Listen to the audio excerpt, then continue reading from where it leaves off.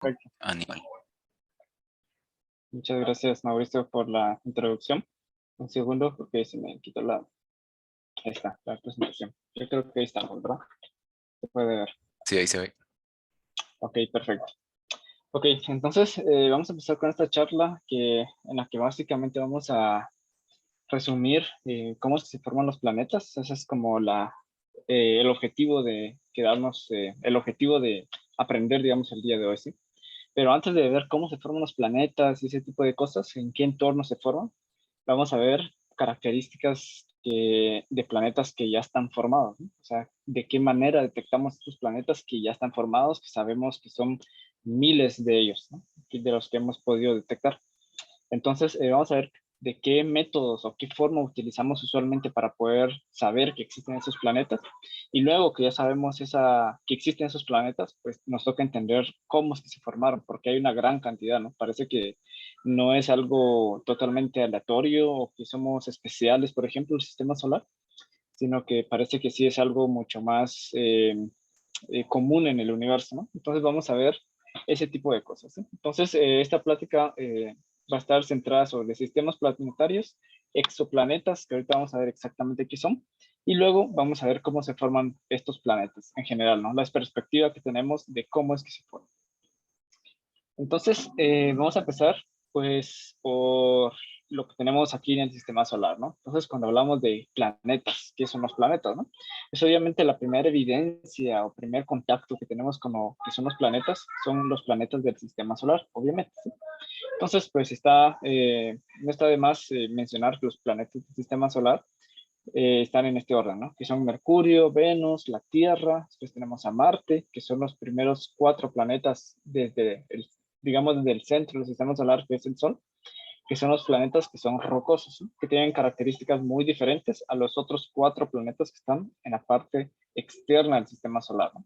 Que por ejemplo son Júpiter, Saturno, Urano y Neptuno, ¿sí? Esos son los otros 4 planetas que tienen unas características muy diferentes. Y de hecho se pueden dar cuenta en esta imagen que más o menos está a escala del tamaño relativo de los planetas que están en la parte de afuera, que son estos 4, que son bastante grandes, comparado con los 4 planetas que están en la parte interna, ¿no? Son bastante pequeños. Lo que no está a escala aquí es la distancia que hay entre los planetas, ¿no? Lo único que está a escala es el tamaño relativo de los planetas, ¿no? Esa esferita, por ejemplo, la Tierra, qué tan grande es comparada con nosotros, ¿no? Eso sí es lo que está a escala. Entonces, des en cuenta de que hay mucha diferencia entre tamaño, pero el tamaño no es la única diferencia, sino que el núcleo, por ejemplo, va a ser muy diferente, o la cantidad de masa que tienen. Se dan cuenta que estos son planetas muy masivos, mientras estos son planetas menos masivos, por ejemplo. Esas son más o menos como las características que tenemos en los planetas del sistema solar, ¿sí? Y que aprendimos desde que éramos muy niños, ¿no? ¿Qué planetas pertenecen, por ejemplo, al sistema solar? Que son, por definición, cualquier planeta que gire alrededor del Sol es un planeta del sistema solar, ¿sí? Eso es por definición lo que vamos a entender como como un planeta del sistema solar. Bien, ahora sabemos de que existen sistemas planetarios, es decir, planetas que no giran alrededor del Sol, sino que giran alrededor de otra estrella, ¿sí? Entonces vamos a definir qué entendemos, por ejemplo, por un sistema planetario, ¿no? Una definición así bastante fácil y robusta de definir qué es un sistema planetario, pues está dada por esta frase que está aquí, que dice que es una colección de objetos que no son estrellas claramente, que orbitan alrededor de una estrella o un conjunto de estrellas, ¿sí? ¿Por qué remarco ese conjunto de estrellas? Porque existen planetas que están girando no alrededor de una estrella, sino alrededor de 2 estrellas, por ejemplo, ¿no? Es un poco más difícil que se dé este caso, es decir, casi todos los planetas que descubrimos están girando alrededor de una estrella, pero hay algunos casos en los que hemos descubierto que un planeta gira alrededor de 2 estrellas, ¿no? Que es más caótico, pero es posible. Entonces, eso va a ser en definición un sistema planetario, ¿no? Cualquier objeto que tenga ciertas características que gire alrededor del Sol, vamos a llamarlo un planeta, ¿sí? Ahorita vamos a ver más a detalle esto. Pero, por ejemplo, vamos a empezar con algunos ejemplos de sistemas planetarios, ¿sí? Por ejemplo, vamos a empezar con un sistema planetario que se parece mucho, de hecho, al sistema solar, que es este sistema planetario que se llama Kepler 90, ¿no? ¿qué tiene de característico o en común este sistema planetario comparado con el sistema solar? Pues que ambos tienen exactamente 8 planetas, ¿no? O al menos hemos descubierto hasta 8 planetas en este sistema planetario que se llama Kepler 90, ¿no? Puede ser que hayan otros planetas más pequeñitos, pero no los hemos descubierto aún. Por el momento hemos descubierto que tiene 8 planetas, ¿sí? Entonces, en la parte de abajo están como referencia los planetas del sistema solar, ¿no? Desde Mercurio hasta Urano, ¿sí? Y en la parte de arriba tenemos los planetas que pertenecen a este sistema planetario, que esta es la estrella Kepler 90, ¿sí? Entonces, por ejemplo, tenemos al planeta que se llama Kepler 90b, Kepler 90c, Kepler 90i, el D, E, F, G, el H. Entonces, si se dan cuenta, y esto es algo importante de mencionar, la nomenclatura que se le pone a los planetas es de la siguiente forma. Usualmente se le pone el nombre de la estrella alrededor de la cual orbitan, que por ejemplo esta es la estrella Kepler. Luego, Kepler 90 es la estrella, y luego se le pone una letra del abecedario consecutivamente que dice cuál es el orden, digamos, o qué posición tiene el planeta con respecto al orden que tiene en el sistema planetario, ¿sí? Entonces, por ejemplo, este que está el más cerca es el B, luego sigue el siguiente que está más cerca, que es el C, luego viene que este que es el B, ahorita vamos a mencionar esto, luego es el E, el F, G y H, ¿no? En ese orden están los planetas, ¿no? Esa es la forma de llamarlos. Entonces, por ejemplo, ¿qué sería lo análogo si estuviéramos en el sistema solar? En el sistema solar tenemos planetas con nombre propio, ¿no? Mercurio, Venus, Tierra, por ejemplo. Pero si siguiéramos la misma nomenclatura, entonces Mercurio sería Sol B, Venus sería Sol C, la Tierra sería Sol C, y así nos iríamos con todos los planetas del sistema solar, ¿sí? Ahora bien, el problema, digamos, el problema entre comillas, es que a veces no descubrimos todos los planetas a la primera vez, ¿no? A veces pasan años hasta que alguien descubre un nuevo planeta alrededor de ese sistema. Y fue precisamente lo que pasó con este planetita que tenemos acá, ¿no? Este originalmente no fue descubierto al mismo tiempo que fue descubierto todos los demás. Entonces, ¿qué pasa? Si descubrimos un nuevo planeta, pues le ponemos la letra del abecedario que consecutivamente le tocó, ¿no? Es decir, en principio este planeta, uno podría pensar que debería estar en la órbita más externa, pero simplemente para no causar confusión en la literatura y de repente cambiarle el nombre a los planetas otra vez, porque pues si ya alguien los reportó y ha hecho estudios sobre ellos, ya cambiarle el nombre es problemático. Entonces lo que hacemos es simplemente introducirlo en la órbita donde está, digamos, y ponerle la letra que le tocaría en la órbita más externa, ¿no? Eso es lo que pasa y eso es a lo que estamos totalmente destinados, digamos, o sujetos cuando no podemos descubrir todos los planetas al mismo tiempo, ¿no? Porque obviamente nuestras técnicas son limitadas y pues podemos hacer lo que podemos hacer, ¿no? Si descubrimos un planeta después, pues hay que ponerle el nombre que le toca en este caso. Entonces, la forma de nombrarlos aproximadamente. Ahora vamos con otros ejemplos. Por ejemplo, vamos a ver este sistema que tiene no 8 planetas, sino tiene 7 planetas, por ejemplo, ¿no? Entonces, aquí les puse 3 ejemplos diferentes, que son estas estrellas, HD 10180, HR 8832 y TRAPPIST-1, ¿sí? Esas son estrellas que tienen a su alrededor 7 planetas, ¿sí? Esa es la idea acá. Entonces, por ejemplo, aquí les pongo en la figura de arriba el Sol, perdón, esta estrella que está TRAPPIST-1 y los planetas que están girando alrededor de ella, ¿sí? Y por abajo está el sistema solar, otra vez como ejemplo, ¿no? Simplemente para tener una escala o saber qué tan grande o qué tan pequeño es este sistema planetario comparado con el sistema solar, por ejemplo. Entonces, quiero que noten en esta figura que, por ejemplo, todo este sistema planetario TRAPPIST-1, que tiene 7 planetas, cabría exactamente en una órbita mucho menor a la de Mercurio, ¿no? Es decir, si tenemos al Sol en esta parte que está acá, pues entonces, y todo este sistema planetario que está acá, cabría únicamente en este pedacito, ¿no? En ese pedacito tan pequeño tenemos 7 planetas, ¿sí? Es decir, esa es la escala, si queremos compararla con el sistema solar, en la que encontramos estos 7 planetas alrededor de esta estrella que es TRAPPIST-1, ¿sí? Esta estrella, de hecho, es algo muy pequeñito, es una estrella no tan brillante, digamos, como el Sol, sino que es mucho más tenue. Y alrededor de ella encontramos estos 7 planetas, ¿no? Se pueden dar cuenta que es increíblemente pequeño comparado con el tamaño del sistema solar, por ejemplo, ¿no? Todo cabría dentro de la órbita de Mercurio aproximadamente. Bien, ahora vamos con otro ejemplo. Bueno, sí, perdón, seguimos con el mismo ejemplo de TRAPPIST-1. Y por ejemplo, otra vez aquí está la misma figura de que todo cabría dentro de la órbita de Mercurio. Y se dan cuenta que aquí están los planetas donde tenemos una zona que está como rojo, otra zona que está como verde y otra que está como azul más o menos. Estas zonas más o menos nos están diciendo dónde es probable que alguno de estos planetas tenga las condiciones adecuadas para tener agua en su superficie, por ejemplo, ¿no? Eso es algo que la gente está muy interesada siempre porque quiere poner candidatos de planetas donde podría haber vida, por ejemplo, ¿no? Y entonces, al menos vida tal y como la conocemos. Entonces, pues siempre es muy importante saber en qué región es probable de que la temperatura no sea tan alta, de que el agua se sublimaría, por ejemplo, ni tan fría en la que todo estaría en estado sólido, por ejemplo, sino que está en una fase intermedia, que es más o menos en esta estrella alrededor de esta región, ¿no? Entonces, por ejemplo, el planeta E, F y G caben más o menos dentro de esta zona verde, que es la zona donde es probable que haya agua líquida en la superficie, ¿no? Entonces es algo muy importante cada vez que estudiamos sistemas planetarios, establecer dónde queda esta zona verde, ¿no? Donde esta zona es probable que exista agua en la superficie de los planetas, ¿sí? Para el caso del sistema solar se dan cuenta que la zona verde está obviamente aquí donde estamos la Tierra y se extiende un poquito hasta Marte. Marte ya está en la zona, digamos, límite todavía donde puede haber agua líquida. Y Venus que está ya en la zona que está muy caliente, ¿no? Esta zona ya es tan caliente que el agua no sobreviviría a esas temperaturas que están por ahí.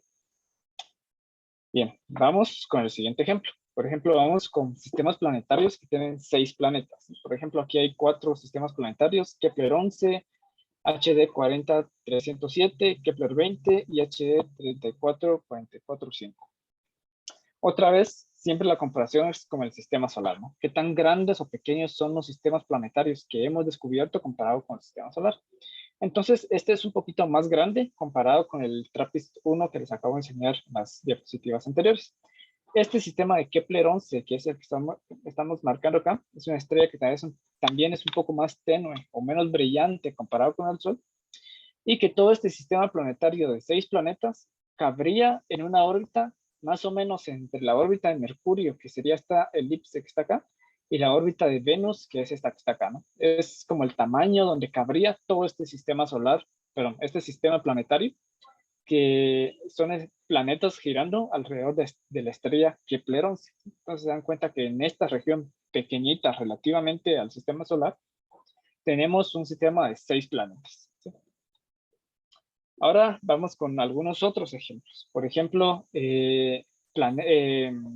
para tener alguna idea de las estadísticas, ¿cuántos sistemas planetarios hemos descubierto con 5 planetas? Aproximadamente 15 estrellas, ¿no? 15 estrellas tienen 5 planetas cada una alrededor de ellos. Luego, si vamos a cuántas estrellas tienen 4 planetas alrededor de ellos, encontramos que son 49. ¿Cuántas estrellas tienen 3 planetas alrededor de ellos? Son 127. Y encontramos 450 estrellas que tienen 2 planetas alrededor de ellos. Y como mínimo, ¿no? Porque obviamente podríamos hacer mejores observaciones o tratar de inferir modelos más completos en el que podríamos encontrar más planetas alrededor de esas estrellas. Entonces, si queremos pensarlo de esta manera, este es el número mínimo de planetas que tienen esas estrellas, ¿sí? Podrían tener más planetas, pero que no somos capaces de detectarlos, por ejemplo, con las técnicas que utilizamos para detectar estos planetas. Entonces se dan cuenta que pareciera que las estrellas pues están llenas de planetas, ¿no? Al menos casi cada vez que buscamos un planeta alrededor de una estrella, casi siempre lo encontramos, ¿no? Al menos hay casi un planeta por cada estrella, ¿no? Y algunas tienen muchos más. Entonces aquí viene la pregunta que dice, la mayoría de las estrellas tienen poco planetas, por ejemplo, como se dan cuenta aquí, hay muchas estrellas con poco planetas y pocas estrellas con y pocas estrellas con pocos planetas, ¿no? Entonces pareciera que esta es la tendencia, ¿no? Entonces, ¿será que esto es cierto o esto está sesgado debido a la forma que nosotros detectamos los planetas, ¿no? ¿Qué formas es las que podemos inferir eso?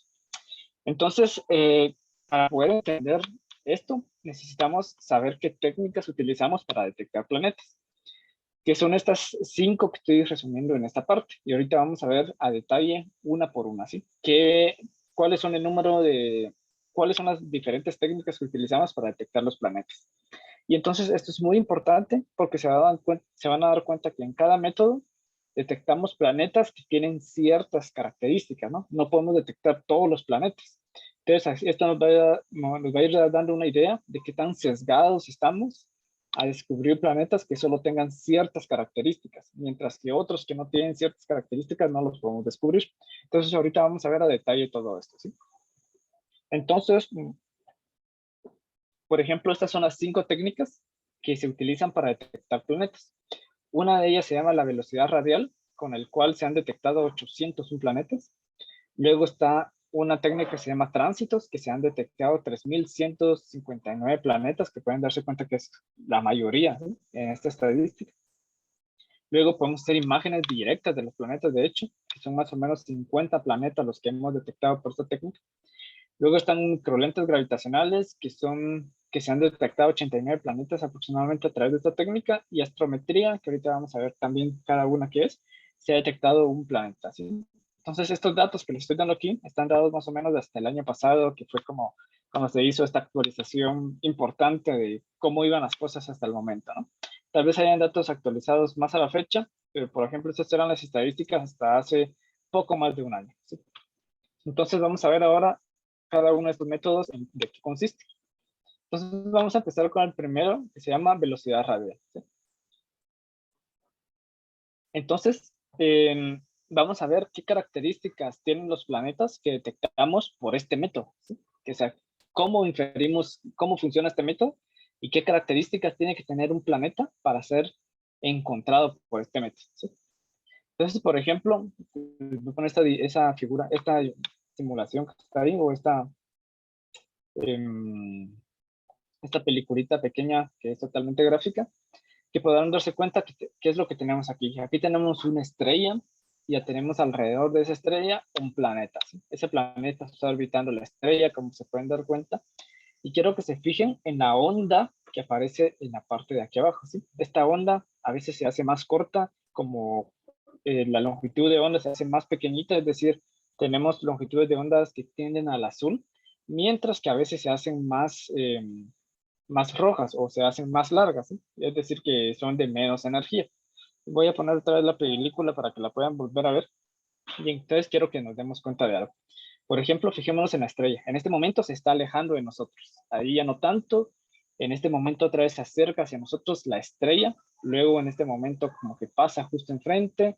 Ahora se empieza a alejar otra vez la estrella de nosotros. Ahora otra vez no se aleja ni se acerca. Ahora viene hacia nosotros la estrella. Entonces cada vez que la estrella viene hacia nosotros, tenemos longitudes de ondas que son azules. Y cada vez que la estrella se aleja de nosotros, tenemos longitudes de ondas provenientes de la estrella, es decir, luz que viene de la estrella, que se vuelve un poco más roja, ¿no? Entonces la voy a poner por última ocasión para que se den cuenta de ese efecto. Cada vez que la estrella se aleja, pareciera que se vuelve un poco más roja. Por ejemplo, ahorita, ¿no? Como que la luz que viene de esa estrella de repente se corre al rojo. Mientras que cuando la estrella está viniendo hacia nosotros, la luz que viene de la estrella pareciera que se vuelve un poco más azul. Y ese es el efecto, ¿no? Entonces, ¿qué está pasando aquí? Cuando nosotros observamos una estrella y vemos que de repente esa estrella, a veces la luz que viene de la estrella se vuelve un poco más rojo, un poco más azul, y es un movimiento periódico que ocurre constantemente.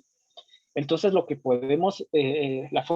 que podemos explicar ese corrimiento de la estrella o que la estrella se esté moviendo, digamos, de esa manera, es debido a la perturbación de un planeta que está orbitando alrededor de ella, ¿no? Si quitáramos el planeta que está acá, entonces la estrella estaría estática, ¿no? Ni se alejaría ni se correría hacia nosotros. O sea, podría tener movimientos intrínsecos, pero no periódicos. Probablemente siempre se estaría alejando o siempre acercando, pero no estaría acercándose, alejándose, acercándose, alejándose, ¿no?, constantemente. Eso solo ocurre si tenemos un planeta alrededor de la estrella. Entonces, si nosotros observamos una estrella y vemos esta característica, podemos inferir de que hay un planeta masivo que la está moviendo de esta manera, ¿sí? Entonces, esto es muy importante. porque de esa manera podemos detectar un planeta que no pertenece al Sol, sino que le pertenece a otra estrella, simplemente viendo los efectos sobre la estrella, ¿no? Ni siquiera estamos viendo el planeta lo estamos infiriendo debido a los cambios que observamos en la estrella, ¿sí? Eso es lo más importante acá. Entonces, ¿qué características tienen los planetas descubiertos por este método? Pues obviamente para que esto sea un efecto importante, necesitamos un planeta que sea lo suficientemente masivo para que mueva a la estrella, ¿no? Si tenemos un planeta que su masa sea muy pequeñita, entonces los efectos sobre la estrella van a ser tan pequeños que probablemente ni los vamos a poder detectar porque no son tan importantes. Entonces, si tuviéramos un planeta bastante masivo, entonces pudiésemos encontrar estos efectos sobre la estrella, ¿sí? Entonces, este método de velocidad radial está sesgado a que vamos a encontrar planetas únicamente que son masivos, ¿no? Que sean lo suficientemente masivos comparado con la estrella. Si hubiese un planeta pequeñito, no lo podríamos detectar por este método, por ejemplo, ¿no? Entonces, eso nos está inclinando las estadísticas a que solo vamos a detectar cosas grandes comparado con las cosas pequeñas, ¿sí? Eso es algo que hay que tener siempre en cuenta, ¿no? Cuando uno hace estadística, tiene que pensar cuáles son los efectos que tienen nuestros datos, ¿no? Están sesgados de alguna forma y pues en astronomía lo hacemos de esta manera, ¿no? Sabiendo qué tipo de cosas podemos descubrir con los diferentes métodos que tenemos. Bien, entonces voy a pasar a la siguiente. Por ejemplo, ¿cómo calculamos la masa de un planeta por este método? Debido al tiempo que tenemos acá, me lo voy a saltar un poco, pero básicamente hay una ecuación matemática bastante simple es el centro de masa para aquellos que ya están un poco más adentrados en la carrera de física, astronomía o matemáticas o cualquier ingeniería en general.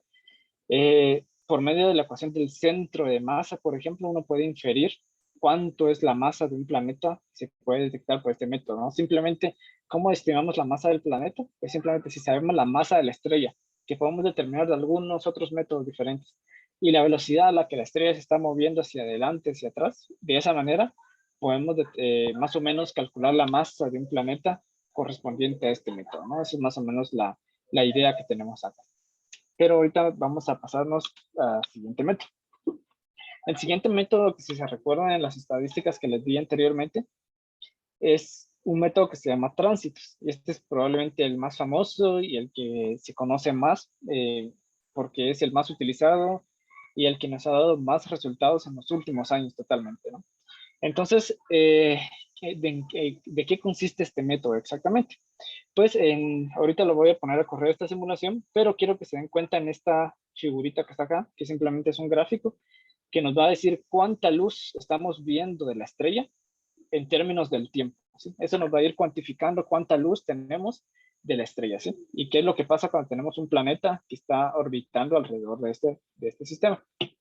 Entonces, ahí lo estoy echando a correr. Y una característica importante que va a tener que tener esto es que el sistema esté inclinado, ¿no?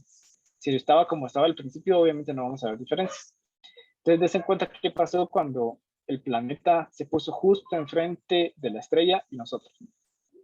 Ocurrió este decremento de luz importante que está acá, ¿sí?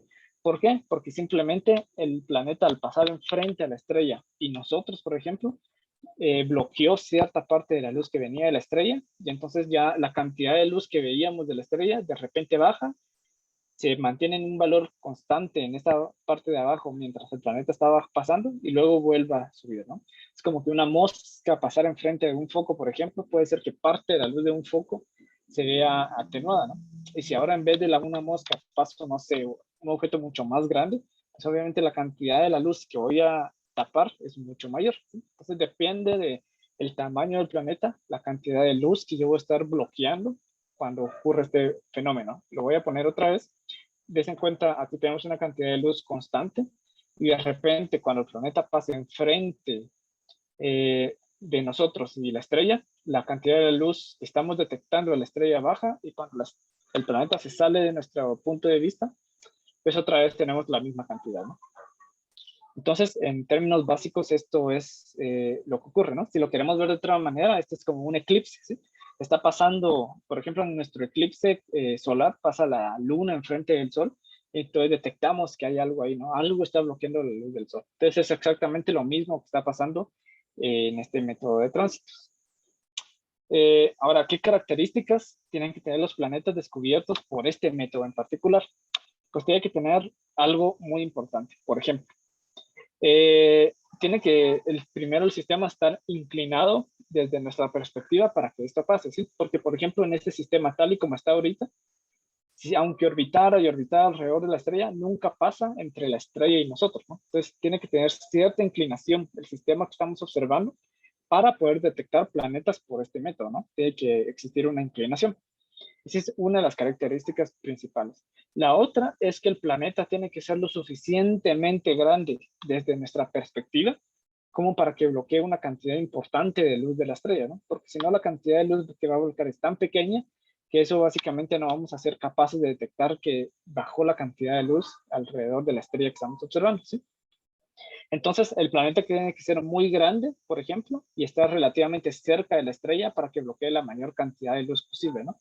Porque si está muy lejos de la estrella, entonces no vamos a poder detectar tanto decremento de esta cantidad de luz. Ahora, por ejemplo, les pongo en esta figura que está acá otros dos ejemplos de este mismo de tránsitos, ¿no? Por ejemplo, aquí vienen dos planetas, uno grande y uno pequeñito, en la parte izquierda y derecha respectivamente, y vean qué va a pasar con las curvas de luz. De repente, la cantidad de luz que perdimos es muy diferente, ¿no? ¿Por qué? Porque el planeta grande bloquea mayor cantidad de luz comparado con la cantidad de luz que bloquea el planeta pequeño, ¿sí? Entonces eso es lo que está pasando.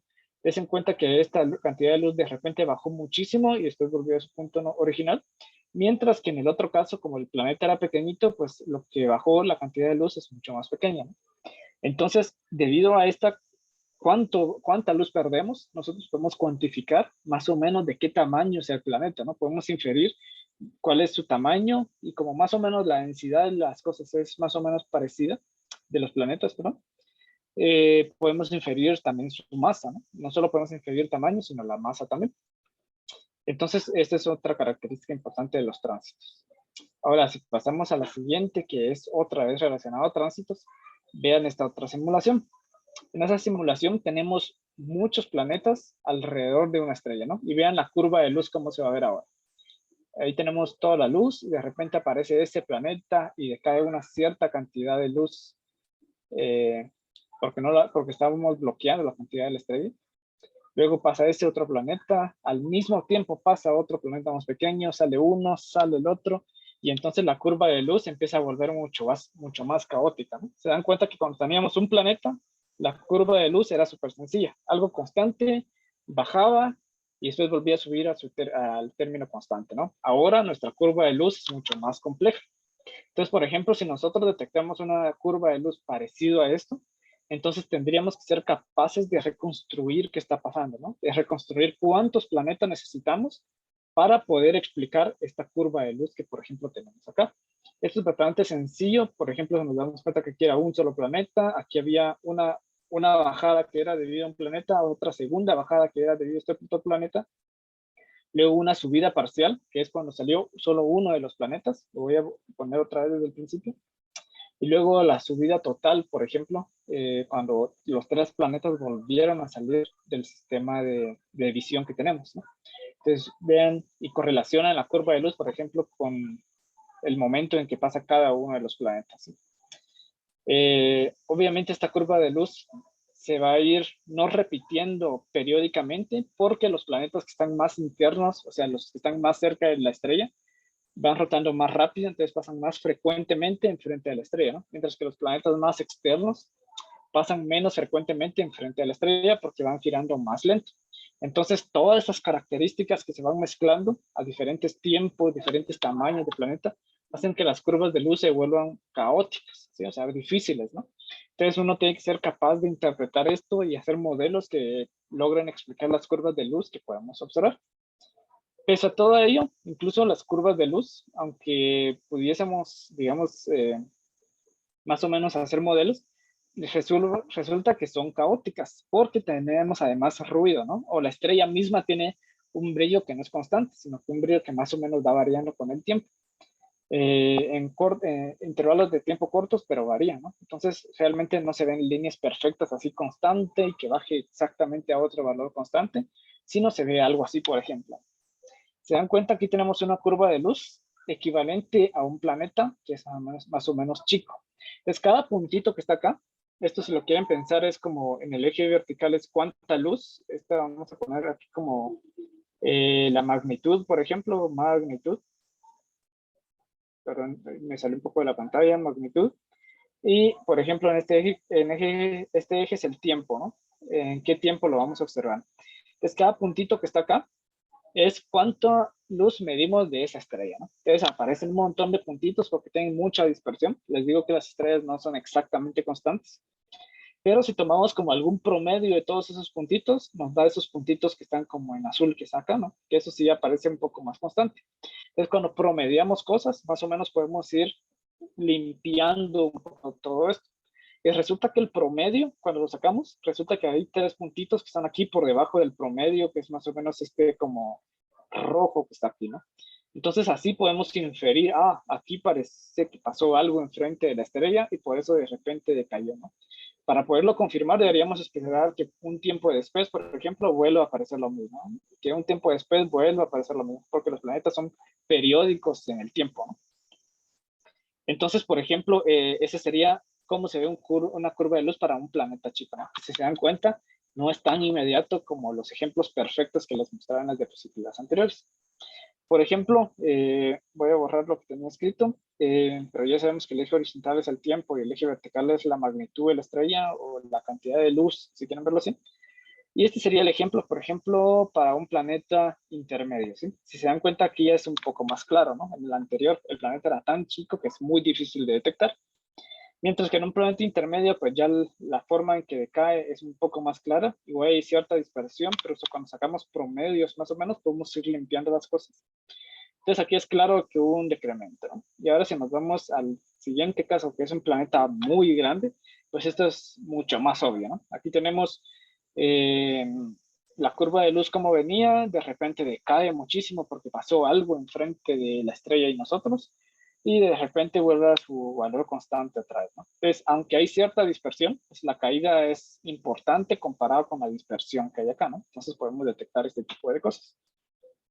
Entonces, otra vez, vuelvo a lo mismo. El método de tránsitos nos hace que podamos detectar planetas grandes de una manera fácil, pero detectar planetas chicos probablemente es más complicado, ¿no? Va a ser más difícil inferir que existe un planeta chico alrededor de una de estas estrellas. Entonces, otra vez, este método nos está sesgando a que podamos detectar cosas grandes más fácil y cosas más pequeñas más difícil, ¿no? Entonces, todo está sesgado, obviamente, en nuestras estadísticas, a que las cosas grandes prevalecen.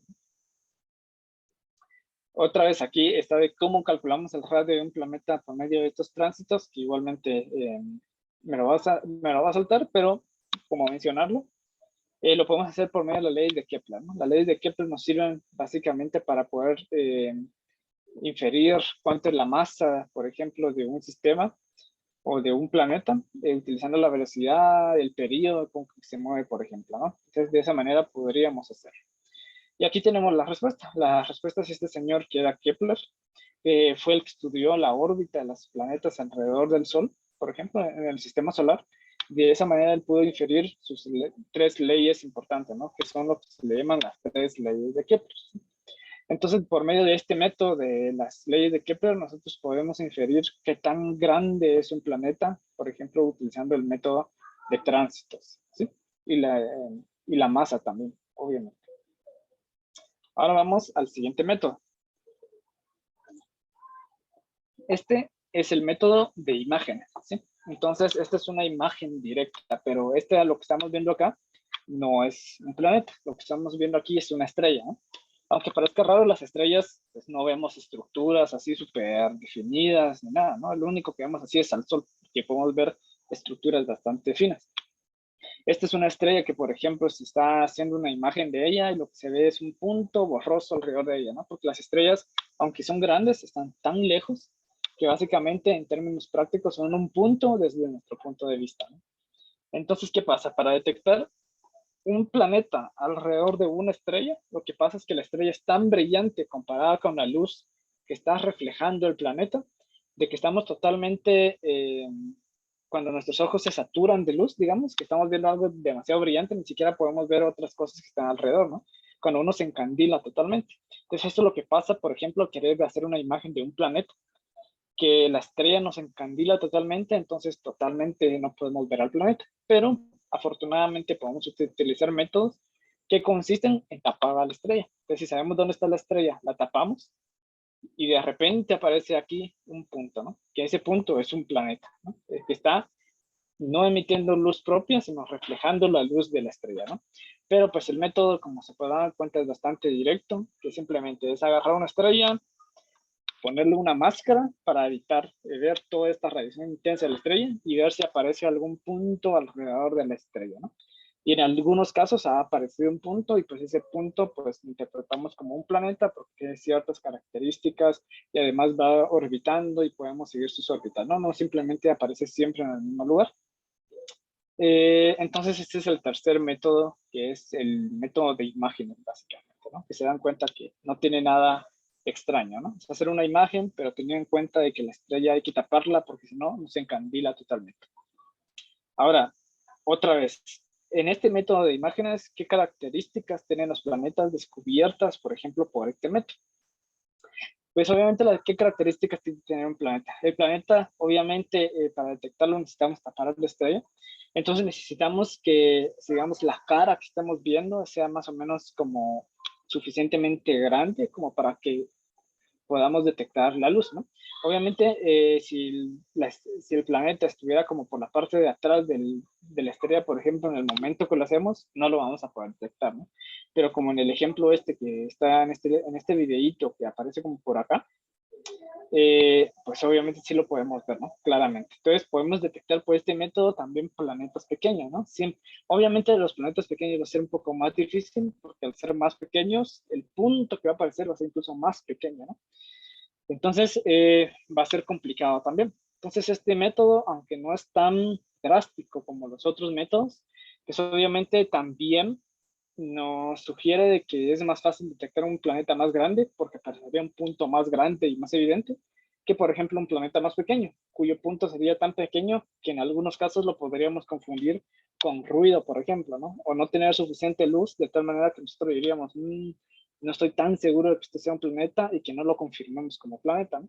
Entonces, otra vez, este método nos tiende a llevar las cosas a que los planetas grandes son los que mejor podemos detectar, ¿sí? Ahora vamos con el siguiente método, que es el método de microlentes gravitacionales. Ahora, la pregunta es, ¿qué es un lente gravitacional, no? Porque uno se preguntará, suena hasta raro, ¿no? O sea, lente gravitacional, ¿qué es exactamente esta cosa? Pues resulta que un lente gravitacional es, como su nombre lo sugiere, algo que magnifica la luz o la concentra la luz y entonces funciona como un lente.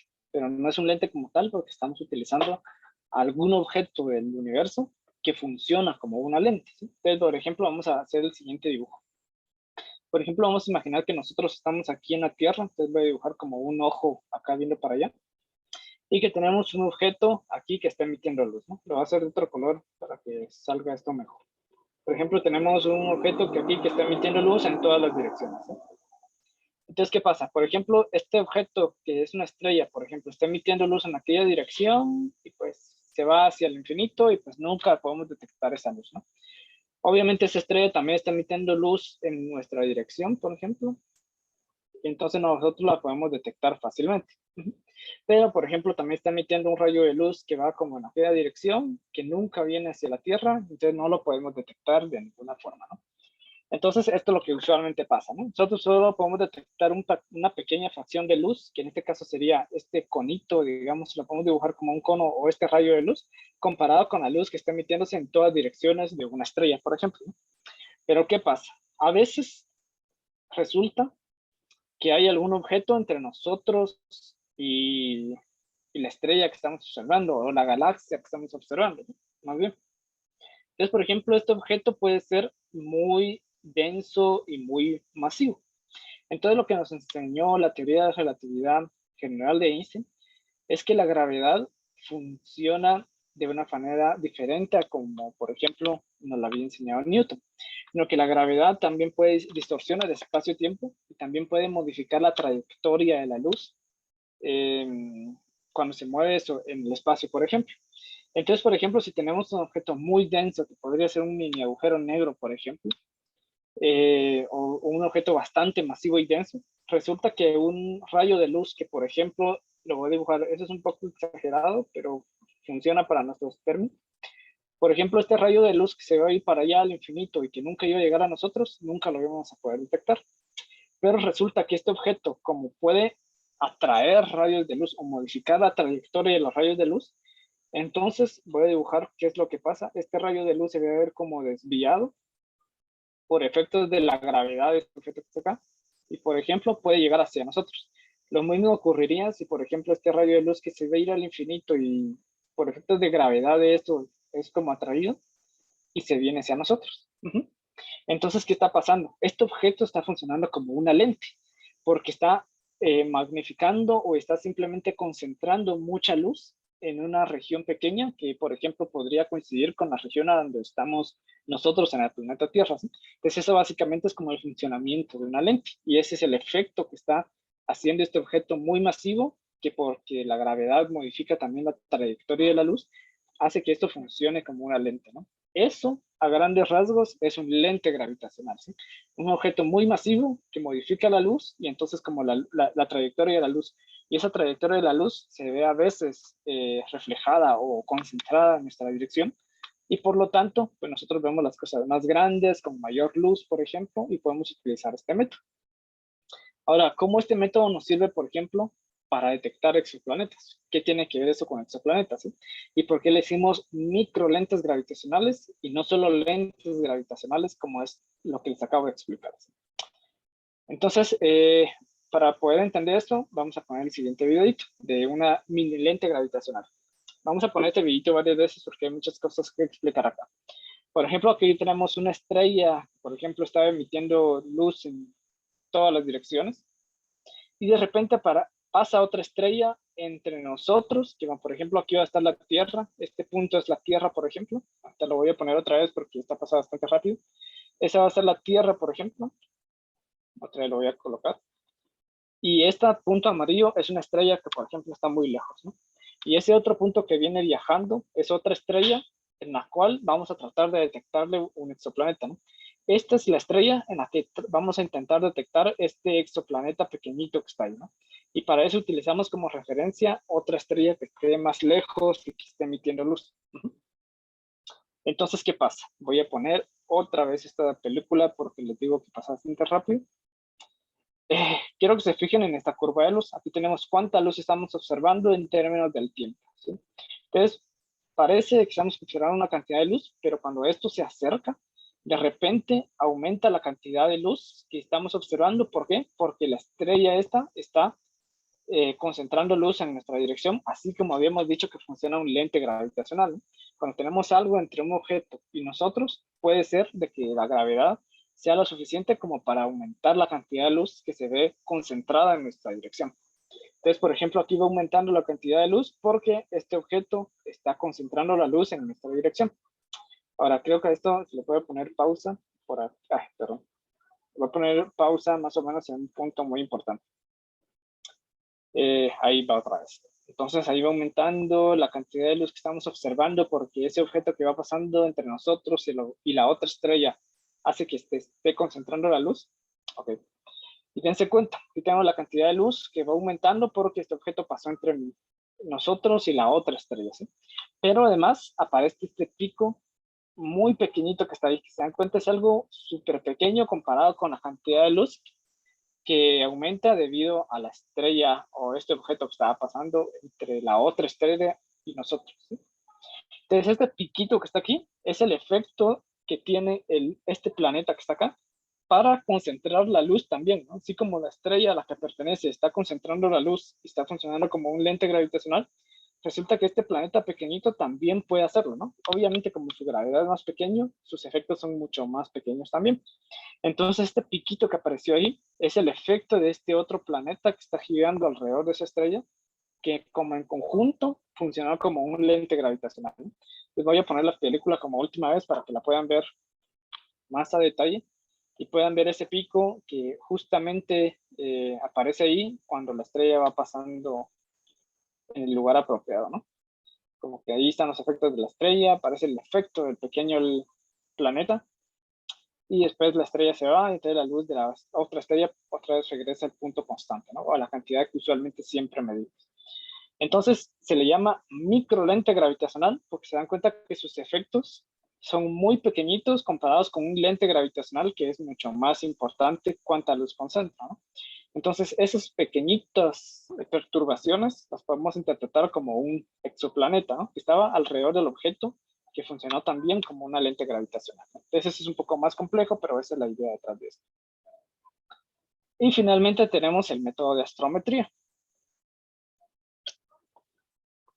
Este método de astrometría consiste en estar midiendo constantemente cómo se mueve una estrella con respecto a otras estrellas que tenemos en el espacio. Entonces, por ejemplo, ¿qué es lo que tenemos acá? Aquí, por ejemplo, en este punto tenemos a la Tierra. Aquí voy a poner que esta es la Tierra. Y esta estrella que está acá y esta otra, vamos a poner que son estrellas de referencia. Estrellas de referencia. Ahorita voy a poner otra vez la película para que puedan ver qué está pasando. Les voy a regresar esto otra vez. Perdón, regresé más. Ahí está. Entonces, ¿qué pasa aquí? Dense cuenta que cuando tenemos un planeta girando alrededor de otra estrella y utilizamos otras estrellas de referencia, podemos medir qué tan rápido se está moviendo esa estrella, ¿no? Qué tan rápido se está alejando en este momento, acercando de nosotros, y esto se vería como un movimiento relativo con respecto a las otras estrellas que están de fondo. ¿Sí? Entonces, si medimos que una estrella se está moviendo, se está acercando, a veces se está alejando con respecto de nosotros o respecto a las demás estrellas, eso ocurrió porque otra vez hay un planeta que está sacudiendo a la estrella, ¿no? Sus efectos gravitacionales son importantes como para estar moviendo la estrella y entonces podemos inferir la presencia de un planeta alrededor de esta estrella. ¿Sí? Entonces, otra vez aquí necesitamos un planeta que sea lo suficientemente masivo como para que pueda sacudir de una manera importante a la estrella y poder detectar, ¿no? De esta manera el exoplaneta, ¿no? Entonces, estos eran más o menos los 5 métodos que tenemos para detectar planetas. Y ahora, por ejemplo, este satélite que es el satélite Kepler o la misión Kepler, fue lanzado más o menos a los principios de los 2000 con el fin de detectar directamente planetas por el método de tránsito. ¿Sí?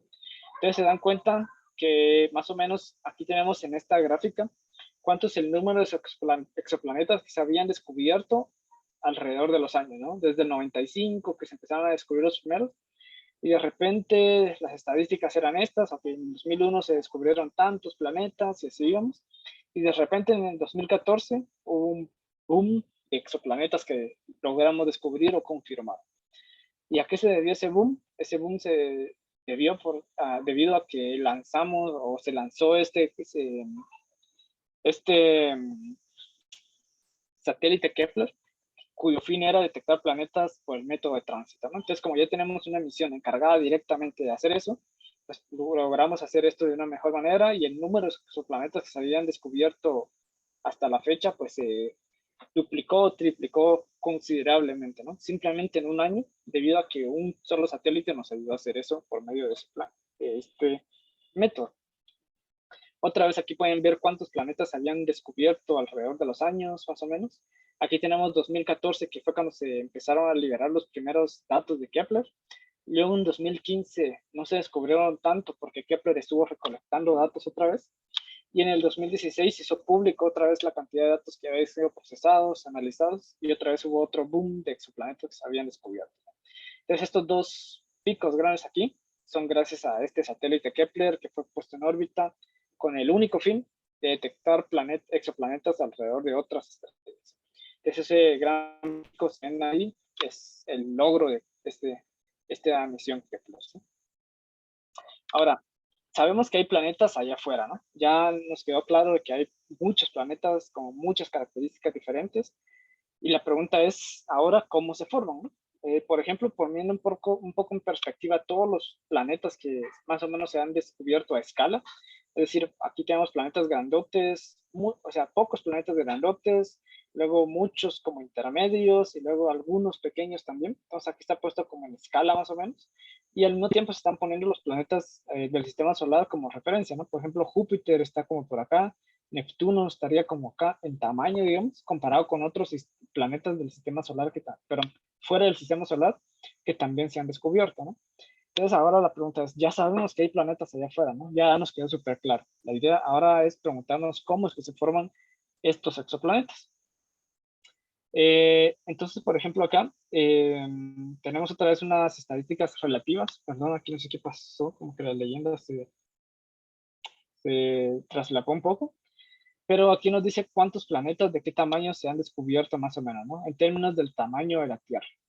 Entonces, por ejemplo, aquí tenemos que este es el radio, por ejemplo, de 1 a 1.4 veces el radio de la Tierra. ¿Cuántos planetas se han descubierto o qué fracción, no? Por ejemplo, más o menos como, no sé, el 17% de los planetas que se han descubierto son parecidos del tamaño de la Tierra, ¿no? Luego, un poco más grande que la Tierra, se han descubierto 520 planetas, o sea, que tengan un radio entre 1.4 o 2 radios de la Tierra.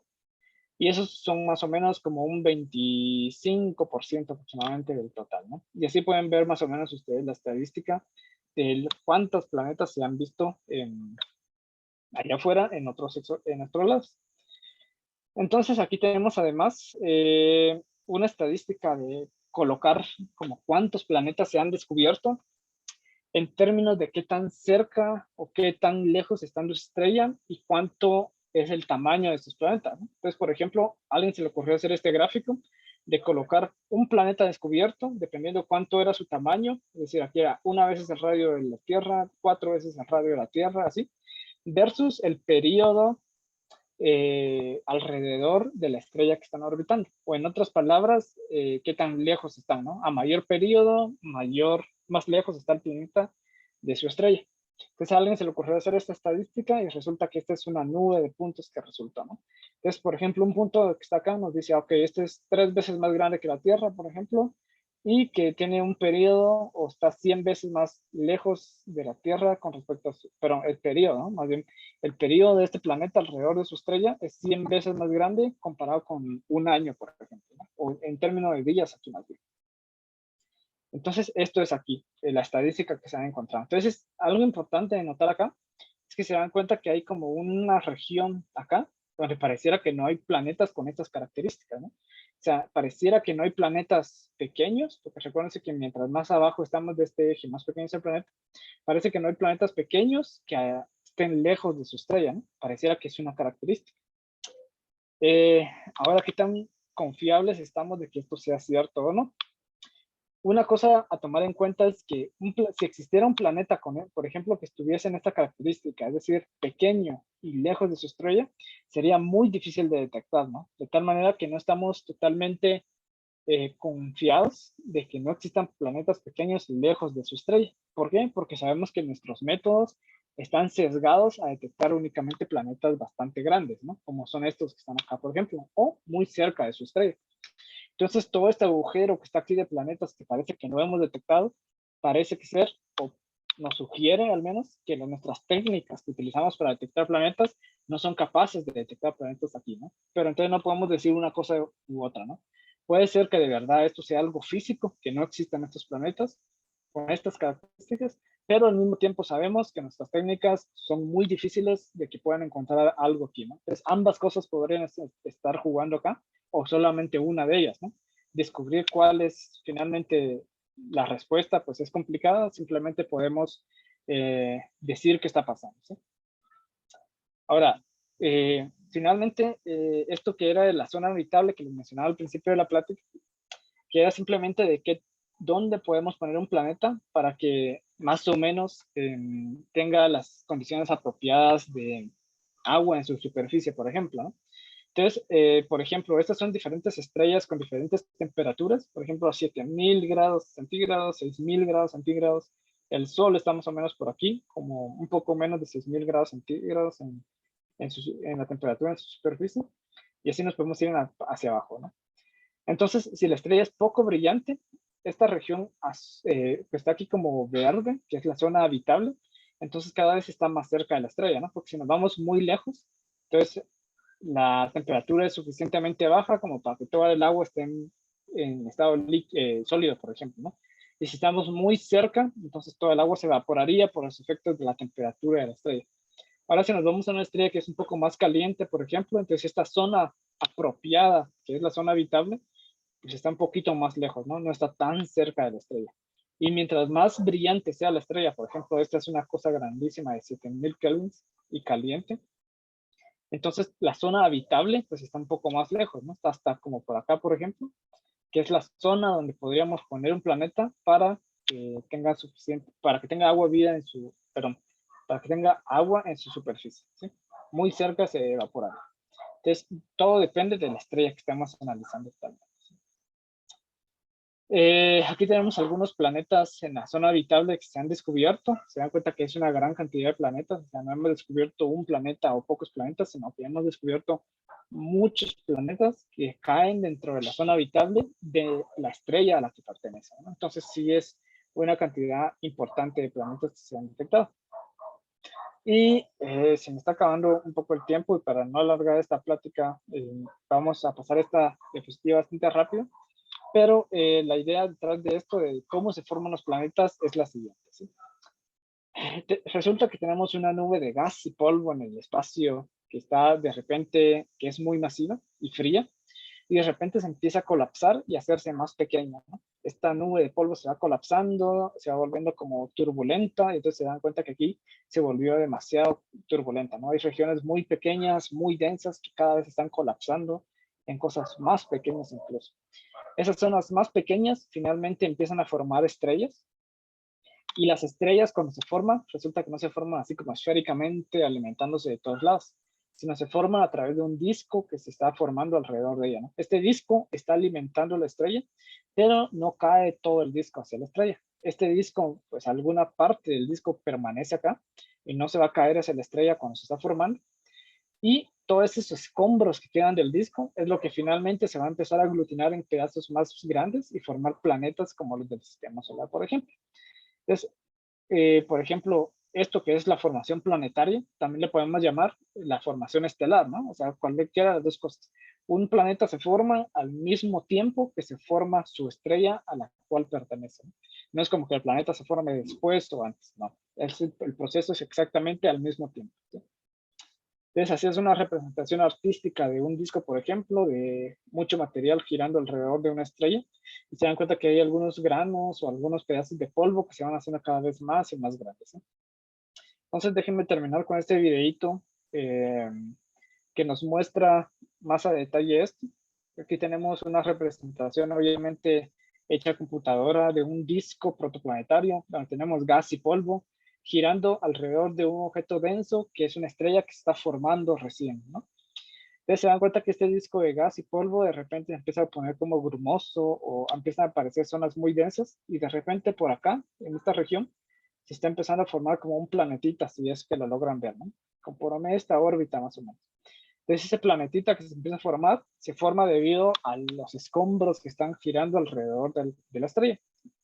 Ese planeta pues se empieza a girar, empieza a limpiar las órbitas alrededor de la estrella y así, ¿no? Si nos sumergimos dentro del disco planetario, por ejemplo, tenemos mucho gas por todos lados y granos de polvo pequeñitos, pero que se están uniendo para formar cosas más grandes, ¿no? Por ejemplo, se pueden dar cuenta, aquí tenemos granos pequeñitos que van colisionando unos con los otros y formando objetos cada vez más grandes, ¿no? Entonces, simplemente los granos de polvo se van a ir uniendo poco a poco hasta ir formando objetos grandes y grandes y grandes, y esto es lo que finalmente va a formar los planetas que conocemos, ¿no? Alrededor de otras estrellas. Entonces, voy a terminar hasta acá para poder cumplir con la hora de la plática y pues estamos totalmente abiertos a preguntas o dudas de lo que hemos dicho durante la plática, ¿sí?